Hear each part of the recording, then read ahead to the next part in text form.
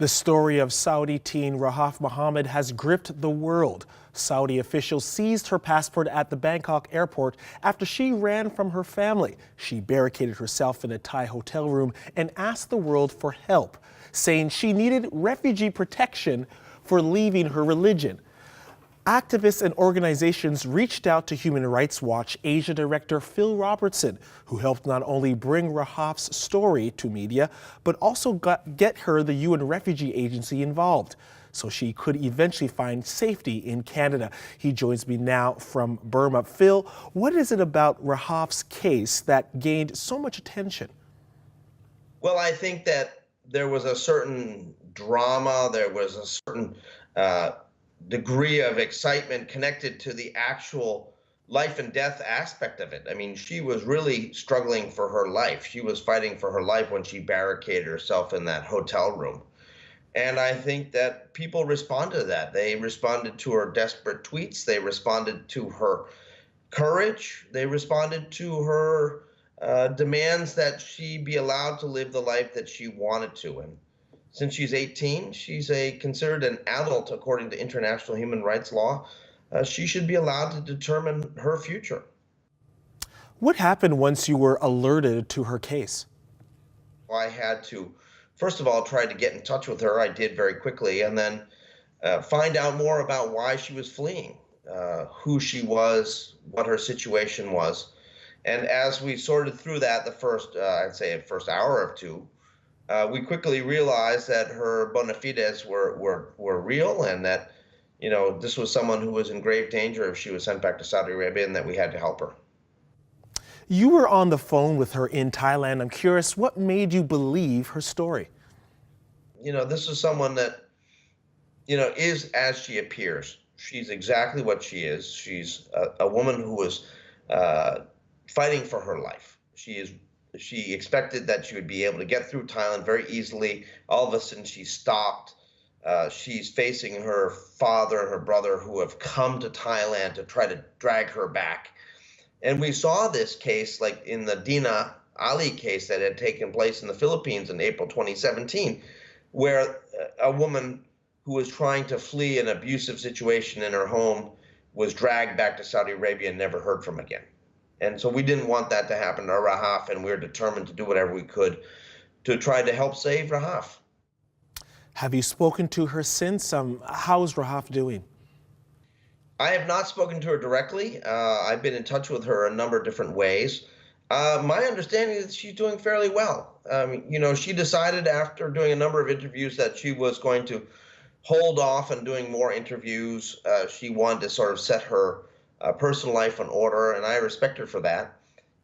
I really respect Canada also for taking her in, and the fact that the foreign minister went to the airport to receive her. I mean, that's really important. That's special. That shows that Canada cares, that this is a top priority issue for the Canadian government, and we greatly appreciate that.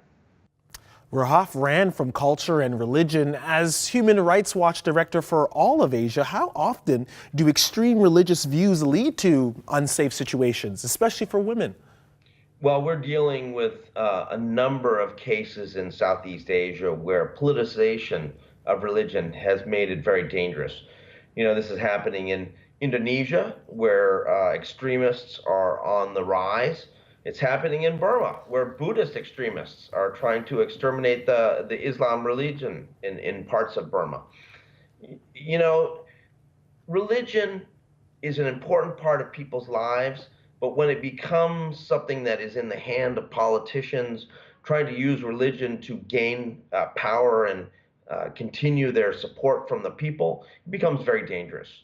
And, quite clearly in Saudi Arabia, the government has identified itself as the keeper of the holy cities. Part of its legitimacy to rule is connected to that religious identity.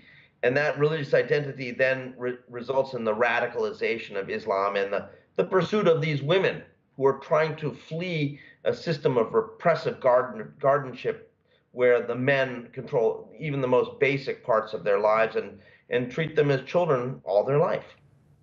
Now, we can't help or give asylum to all the Rahafs out there. So I guess the question is, what can we do?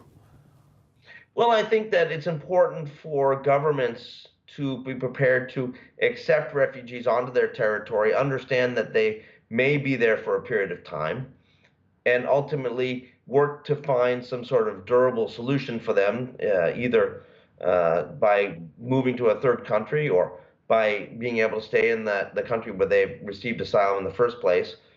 Or, in some cases where the situation changes, like for instance in Ethiopia and Eritrea, to be able to go back home. You know, it's very uncertain what are the dynamics in terms of controlling the flow of refugees. The people are trying to say, well, we need to restrict refugees, we need to stop refugees. But the thing is, people are leaving their homes because of the danger they face. They're on the road because the persecution they receive.